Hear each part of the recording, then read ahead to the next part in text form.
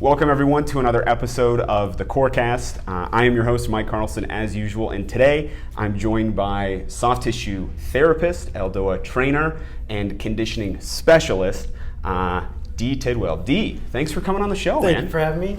Thank you. It's a pleasure having you, and I want to jump right into your start and where you began, because I was doing some research, and you switched from a communications major to an exercise physiology major, correct? Yep. Those are two very different things. Very. What inspired that switch, and how did you get there? I think when we all go to college, we're kind of, well, I should say all. Yeah. Me. Yes, yeah. I didn't really know what I wanted to do. So yeah. Communication's always kind of that simple fallback, right? Mm-hmm. And then I started training a lot in the gym.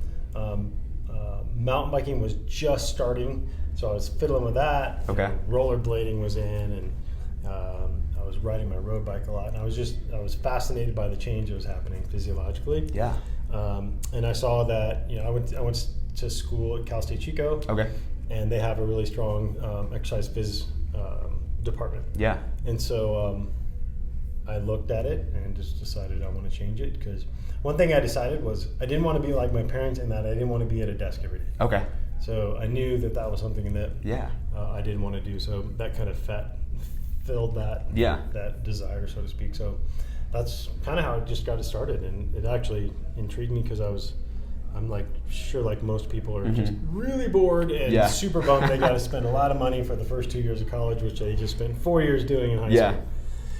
So anyway, that's okay, that's interesting. Yeah. So then you graduate and you start to break into the training business, the conditioning business, whatever you want to call it. Yep. What was that start like for you? Because now you're out of college and you're getting your start. Tell us about that. Take us into that kind of lifestyle. Well, I started as a trainer while I was still in college. Okay, cool. Yep. So Very I started cool. working when I was there and implementing that. I think I did my first certification then. Nice. National Strength Conditioning Association, I believe. And then moved here in '93 and started working downtown, Denver at a club down there. Okay. From '93 to about '98, perhaps. Yeah. Maybe '94, '98. And so did the normal gym thing, normal training thing downtown. Yeah. Worked with athletes, and they have the DCPA, which is the Center of Performing Arts. So worked with a lot of cast members from things that came in and shows that came in, and then started my own in-home business. Okay. And started traveling around to clients' homes. Gotcha. And training them in their homes. Probably around '98 or so. Mm-hmm. Started racing my mountain bike downhill about that same time, and when 2099 rolled around, I started working with one of the best female downhill racers in the world, Missy Giove. Gotcha. And that kind of started the pro athlete kind of thing. Yeah. Or avenue, I guess. Simultaneously, I was studying under Paul Chek and everything that he essentially teaches. Mm-hmm. So that was the foundation of my post-college career, where I actually learned more. Yeah. I mean, always seems how it is. Yeah. And so 2000 rolled around. Paul Chek started a golf biomechanics course. I took that. Okay. Because there's nobody at the time working in the golf industry in fitness. Yeah. And the Tiger effect was starting to take place. Definitely. And so just kind of saw a potential niche there. And here in Colorado, we have plenty of opportunities to golf and tons of pretty golf courses, etc. And started going down that road while expanding in the professional athlete realm. Yeah. After 2000, Missy introduced me to her agent. Her agent introduced me to professional snowboarders at the time, who were also the Olympic athletes of that time for snowboarding as well, representing us. Started working with some of the great snowboarders then, female and male. Yeah. And then got introduced to the motocross industry. Yeah. Started working with moto, which was kind of a dream anyway, because I've loved moto since I was a kid. And so started working with some of the motocross and supercross greats of the 2001 to 2006 era. Yeah. And then eventually working on PGA Tour. Gotcha. As a trainer on tour, and got a couple wins with a couple guys there. Very cool. And that was all kind of circa 2008. Yeah. During that time, I actually, ironically, started educating myself through the Titleist Performance Institute, which is the kind of the gold standard in the golf fitness therapy and education type of program, I suppose. Yeah. Which has radically kind of changed the way the industry looks at golf. Which is great. And what else? Yeah, and about 4 years ago, started working on the Aldoa, which is the spine and joint decompression exercise, and the myofascial stretching, and the Soma program with Dr. Dee Tidwell, which has radically changed everything for me as a trainer therapist. Yeah. And it's helped tons of my people. That's awesome. As far as pain, performance increase, just lifestyle increase as far as range of motion and tightness and things like that. So I mean, that's kind of it in a nutshell. Wow. Pretty simple. Except for the mountain bike part. Yeah. Well, I'm interested in that. I mean, you race. You still race currently, correct? Or yeah. So, like I said, I raced from probably '98 to about 2001. Yeah. At a semi-pro level and downhill.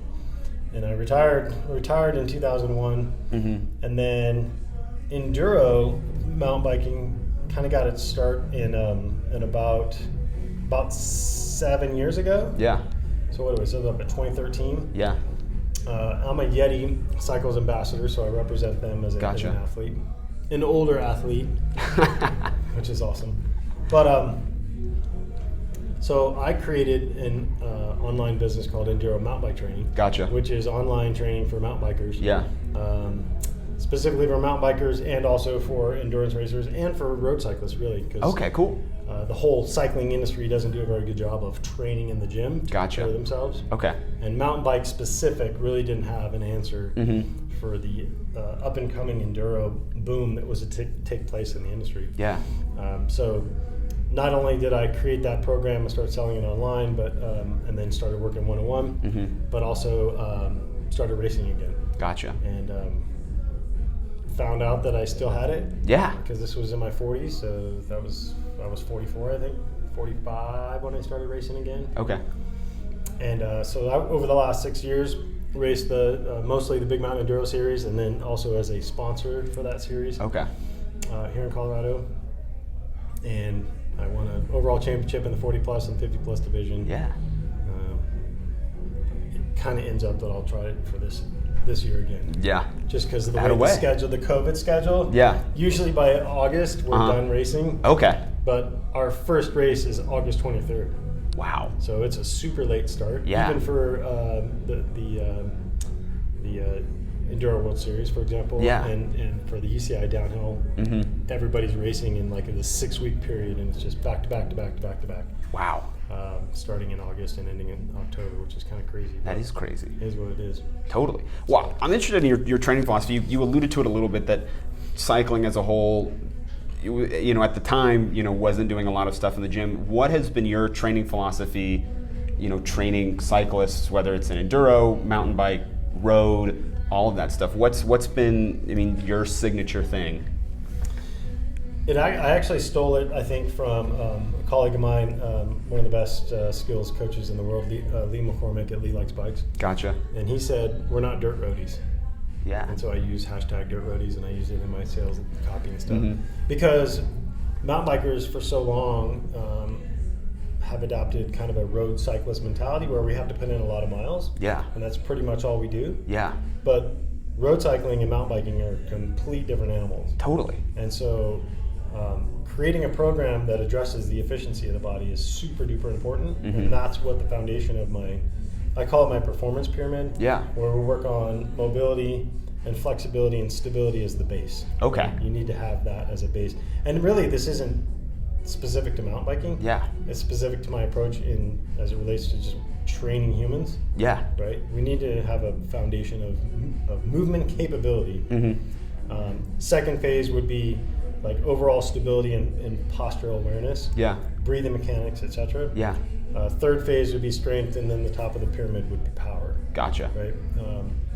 And yes, you can increase some of your strength and power on bike, but you can't do it like you can in the gym. Okay. You can't duplicate the consistent forces that you experience on a mountain bike, for example, on your mountain bike, because your body will get to that point where whatever that threshold is of stress that you continue to put it through, it can't adapt past that. Gotcha. So that you have to be able to push through that barrier by using external weight, right? And so for enduro racing or just cross-country racing, there's a lot of volume there. They're two different things a little bit, because enduro racing is downhill specific, but there's still a lot of transition to get to where we need to do. Cross-country, of course, is balls to the wall for an hour and a half. Just guttural pain. Something that I'm not good at doing. But, and you got to be efficient, right? The more efficiency that you have in your body, even as any athlete, right? Whether it's a golfer or a mountain biker, it doesn't matter. The more you will have these like almost VO2 max gains, where your body is more efficient at utilizing the oxygen because it's not stuck. You don't have circulatory issues. You don't have fascial restrictions or adhesions or trigger points, etc., associated with repetitive stress, like poor posture or seated or texting neck or any of those kinds of things, right? We deal with those. No, totally. Because if you bring that to the bike, you automatically have a decrease in your overall ability to create performance. So eliminating the emergency brakes of dysfunction within the body is important to do. And then the other thing with mountain biking is it's sustainable. You go for a long time, right? So you have to be able to your body has to be able to deal with external stresses that are coming from the ground that your bike's dealing with, and then you're dealing with ultimately as the rider.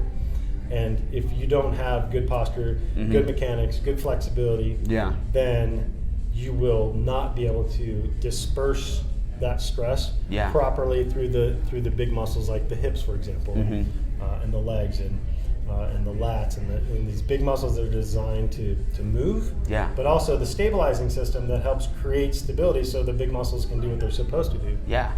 Right. So if you have weakness in that stability system, and your stabilizers get tired, then your prime movers have to begin to act as stabilizers. And now your energy's just dump loading everywhere. Right. So it's creating this this longevity on your ability to ride and withstand stress. And also we have to consider big time injury. For sure. Injury prevention. Longevity. And then also when you do get injured, decreasing the intensity of the injury, and then being able to recover more quickly. So it's really kind of all of that, all involved in the performance on the pyramid, all happening at the same time.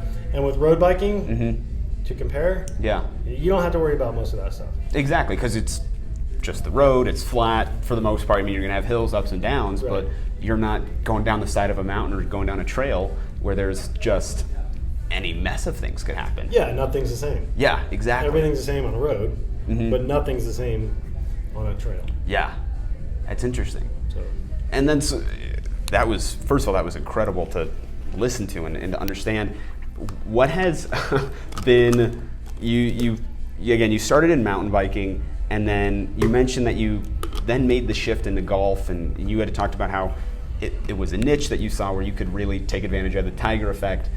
What, outside of those things, what makes someone whose, whole life has been mountain biking downhill, then going to something which, I would venture to guess is probably the opposite of all of that? It totally is. Really, it was just the niche and the fact that I happened to be there when my mentor at the time was kind of gave this as an offering. Gotcha. It simply was more of that and a business decision. Interesting. Hey, nobody's doing this. There's a huge market in Colorado. Let's start working with golfers and see if we can, tap into this industry. And the weird thing was, and I think this is a God thing for me, but I feel like God was leading me into these. I always feel like I've been ahead of the curve. And almost been part of the standard setting. For downhill mountain bike racing, for moto, for snow sports, and then for golf, and then for enduro. Like I've always been in the forefront of those. Like as part of the few that started it. And now it's like the norm. When I was working with my moto guys, same with tour players. There was like 3 of us who would go out and work. And now there's 30. You know what I mean? Everybody's got one. 100% of athletes have them as on their team, so to speak. Gotcha. Back then, it might have been 20%. Wow. Okay. So I've been fortunate enough to find myself in the beginning of these little trends, which is pretty damn cool. That's really cool. I feel fortunate to do, but golf was one of those. And my goal started back then and that's been 20 years already, for God's sakes. I just wanted to be known by the industry, the media, and kind of the public as the go-to golf guy. Whether it's I did muscle activation techniques when it started back in 2001, so I was in the first internship. So soft tissue's been part of that equation for the last 20 years. And so fixing golfers, right? Because so many of them get up from what we're doing right now, they get in their car, they sit, they drive to a golf course, and they literally just start hitting balls. Yeah. Right? And so many of them experience pain. So being able to decrease or eliminate people's pain, introduce them to the medical people that I have in my circle that I've surrounded myself with, and kind of be like an almost one-stop shop. Yeah. To be able to help people get to the next level and that's something that Paul Chek actually taught, was you need a team. Yeah. And also TPI, you need a team. So I've always believed in that. Yeah. So being able to help golfers in the gym, teach them how to take responsibility for their body. Yeah. Teach them how to take responsibility for their low back pain or whatever it is. I mean, of course, that goes for any athlete, but that's kind of where we're at. Nice. And then, so you hit on it there. So you're doing a little bit of my job for me. So I appreciate with the segues here. You've done mountain biking, snow sports, golf. One thing I think we're all fascinated in from an athletic standpoint, from a training standpoint, is have you found that you've brought anything from your downhill training into your golf training, or from your golf training into your snow sports training? Where has that crossover been? Where hasn't it been? Is that something you've seen in the way that you apply your training philosophy? Actually, no. Interesting. Okay. Here's why. Yeah. Because everybody. Okay. When we say snowflake these days, I'm talking about the snowflake. Yeah. Okay. Yeah. Not your generation. Not my generation. Okay, I appreciate that. There's I appreciate a little that. joke. Yeah. A little joke. Generational joke. But so everybody's a snowflake, right? And we all know that all snowflakes none of them are the same. Yeah. But if they are in a field of snow, they all look the same. Yeah. Right. So my industry, especially with things like CrossFit and things like that, tend to treat everybody the same. Gotcha. Right. It doesn't matter if you have a biomechanical issue or a history of a 2-knee whatever, it doesn't matter. That's what I do. So I take you, I take your dad, right? I'm going to screen you. We're going to do a client history. We're going to see where your weaknesses are, and we're going to address those. Using things like Aldoa exercises, decompression exercises, myofascial stretching, postural retraining program, or we're going to take you down a path that's specific to you. So to answer your question, it depends on the person. Gotcha. Okay. Right. So even if I'm doing long distance coaching for my mountain bike athletes, I'll still do like a Skype or a Zoom or a FaceTime physical eval or screening movement assessment, so that I can get an idea of how they move and where key areas that should be moving aren't, and then be able to provide solutions. Again, whether it's stretching or stability work or balance work or strength or whatever. So it's essentially, what are your weaknesses? Yeah. We're going to shore those up with programming, and then just incrementally progress forward as you continue to change. Gotcha. So it's based off of what your issues are. That's really cool. Well, I think it's like you said, it's everyone's body's different. Everyone has different ways they approach different weaknesses. So it's an excellent way to train. It is. Yeah, and in the end, we all squat, we lunge, we push, we pull, we bend, we twist, and we walk. Those are like the 7 primal movement patterns. Yeah. So one of my jobs that I always have in the back of my mind is I've got to get this person to do those 7 things well. Yeah. And if we can get you to do those 7 things well, then you're really not inhibited by obtaining the best performance that you can put forth. Gotcha. And that's kind of the goal. Okay, very cool. And we're going all over the place here, but I think it's really good. So you've trained a lot of athletes. What's something that in working with these people who are truly at the top of their game? What are the things that you've learned from them that someone, may not necessarily know, may not necessarily see? What are the things that you've learned from them and that you've observed that you think could be useful to someone who's, whether it's the guy who's going out and playing 18 and just, playing it recreationally, or someone who's maybe looking to take, their athletic ability to the next level? Well, it's a little hard to answer that question because all the sports that I've worked in are all person-based. Gotcha. Okay. Right? Yeah. It relies on you and your performance only. Yeah. There's no teamwork associated with that, like football or basketball or anything else. Right? Yeah. And that's been my background too, with wrestling and mountain bike racing and things like that. Yeah. So I can't speak to the team aspect of things, but I can only deal with. So one thing that I was always impressed with Pro Moto, Pro Snow, the PJ Tours, is how much of a family it felt like. Everybody, even though they were competitors, they still supported each other. Yeah. They still helped each other when they could. Yeah. Even though, on field, so to speak, they were still, fierce competitors. Off field, they still cared. And I never really got that sense with team sports per se, because you're always around other people and you never got to intimately know people, see them live, see how they live, see where they live, things like that. But in the end, I would say that those types of athletes, the individual sport athletes, are more dedicated. Gotcha. Because they have to be, right? I don't have somebody else I can rely on if I'm sucking wind, or if I'm feeling weak, or if I'm feeling lazy. And so you have to rely on yourself. And so I think that internal drive, that motivation, was always more fascinating to me. Very cool. And something that I observed along with that family aspect that I appreciate more than I experientially got from being on a team. Okay. Very cool. No, I think that's a good insight. It's, that is the adage with team sports. It's, whether it's golf, if you want to be the guy who takes the last shot, takes the first shot, is in crunch time the go-to guy, the individual sport, that's where you're 100% guaranteed to be that guy, but then you also have that added layer of accountability on top of it as well. That's right.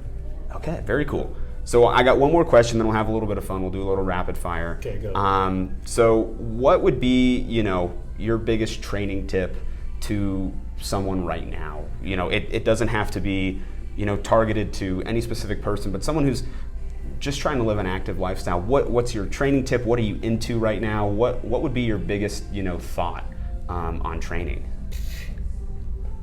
Okay, narrow it down, Dee. Okay.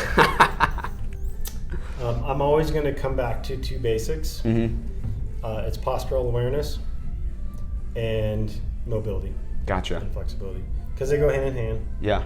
They're the bottom of the pyramid. That's the most important. Your performance of the performance pyramid is only going to be as good as your base is wide, right? Yeah. If you have a narrow base of posture and flexibility, it can only go so high, and we know that that's a lot easier to topple over than something that's has a wider base. Yeah. And then you can you're way up here. Yeah. So constantly working on, especially if you know that you're kind of a systemically tight person, and that's kind of a DNA thing. Yeah. And also one that depends on your background. Yeah. I have a wrestling background, so I'm pretty flexible still, even at 51. But if you didn't stretch a lot and you're relatively tight, you're probably still tight. Yeah. That's something that you should work on, especially golfers. I mean, any game that requires a lot of mobility, and where the professionals that do that sport value that particular skill as one of the most important things, mobility and flexibility is hugely important. Very cool. And again, I told a client yesterday, I have to retrain adults how to walk, for example, all the time. Wow, okay. And it's always posture related. Yeah. Right? And he has a back issue. Yeah. And it's like, look, we need to change how you walk, because the way you're walking is exacerbating your back issue, right? So posture plays a huge role on just overall function and health. The worse your posture, the more your guts and viscera, your organs are going to be stressed. Okay. And there's plenty of research and literature that says stressed organs a lot of time is where cancers and diseases will start taking place. Interesting. So there is a postural component to disease in your body. Gotcha. So flexibility, mobility, posture. Very cool. Okay, so let's do a little rapid fire. So with these, it's just not a high volume of questions, but it's just questions that we're gonna have some fun. Cool. What was your favorite race you ever I don't know, biked? I don't know if that's the right word, but what was your all-time favorite race? Are you talking any kind of race, or are you talking mountain bike? We can go any kind of race. I'm interested. I'm a little more interested in hearing that one now. Moto, man. I had a moto race that I did one time, and it was just because I love moto so much, and it was just so much fun. Yeah. And hard. Yeah. So definitely moto. Okay. But other than that, it was probably when I took 5th place as a semi-pro in the Norba National Finals in Mount Snow, Vermont. Yeah. And one of the gnarliest courses I'd ever seen. And I put it all together for that run and did things that I didn't do in practice. Yeah. And it was just awesome. Oh, you can't beat Mammoth. Mm-hmm. The kamikaze downhill in Mammoth is pretty rad too. Yeah. But, okay. So then this next one, this is maybe a little bit of a tougher one. If you could do one exercise for the rest of your life, what exercise would you do? I'm gonna say squat. Okay. I like it. Because we have to do it to get in and out of cars. We have to do it to go to the bathroom. We have to do it to sit, to stand, to play games, to play sports. And it's the one move that works your feet, your ankles, your knees, your hips, and your torso. Okay. Which is one of the reasons why we test and screen the overhead deep squat, for example. And it's one of the most primarily basic things that humans can do. When you start losing your ability to squat, a lot of movement patterns go along with it. Gotcha. So I would say squat. Okay. So this will be our last one that I want to make sure you're able to plug all of your social media because you're putting out a lot of just really great content on there. But what is the thing that gives you strength to get out of bed in the morning, to do your job? It can be a person, place, thing, idea. For you, what's that one thing that gives you strength? Besides my relationship with Jesus? You can do any of that. It's all on the table, first man. And foremost. Yeah. Without him, I'd be nothing. I'd probably be dead in the gutter somewhere, honestly. But besides that, radical transformation and redirection in my life. Yeah. I would say being able to provide for my family because it's my responsibility. Yeah. That's allowed us to homeschool our kids, which is important. And then, aside from those two things, is actually being able to come here and help people. Gotcha. Like the guy with back pain yesterday and shoulder. I had a shoulder guy yesterday. For them to come in and say their pain's on a 7 out of 10 and to leave with their pain being a 1 out of 10, that's pretty rad. Totally. So being able to help people improve their lives. Yeah. I love it. Yeah. So where can we find you on social media? Where can we find you on the internet? Give us the rundown of those. I want to make sure we're sending some love your way. Where can we find you? So Instagram, Facebook is at Enduro, ENDURO, MTB as in mountain bike training. Cool. So Enduro MTB training, and Twitter is Enduro Training. I believe it's been a while since I've been there. Gotcha. My website is EnduroMTBtraining.com. Golf is ColoradoGolfFitnessClub.com, and then I have DenverEldoa.com, ELDOA. Gotcha. Cool. So we'll make sure that all of our listeners, viewers, whoever's watching this, got to send a little bit of love your way. Please. Dee. And I can help anybody, by the way. You can. No. Long distance, it doesn't matter what sport, right? I can help anybody. I love it. Dee, thank you so much for coming on and being a guest. We're definitely going to have you on again at some point. Awesome. I feel like we could do 4, 5, 6, 7 podcasts with your expertise. That'd be cool. So thank you so much. And buy an anchor trainer. And hey, we appreciate that. No, seriously, and here's why. Because COVID took place, it wrecked our industry, or my industry. There was a rush on exercise equipment. Yeah. So now that there's a break, buy yourself some dumbbells, an adjustable bench, a Swiss ball, a foam roller, a kettlebell, a TRX or a suspension trainer, and an anchor trainer, because then you need bands there too, but the anchor trainer really is the thing that, it's like having a mini cable machine in your house or your tree or your garage post or your whatever. You can bring it with you. All my athletes have it so that they can travel with it when they go across the pond, for example, to race. They've got a cable machine in their suitcase. So Yeah. get yourself one. I appreciate it, man. You're the best, and looking forward to having you on again soon. Thanks, buddy. Awesome. I appreciate it.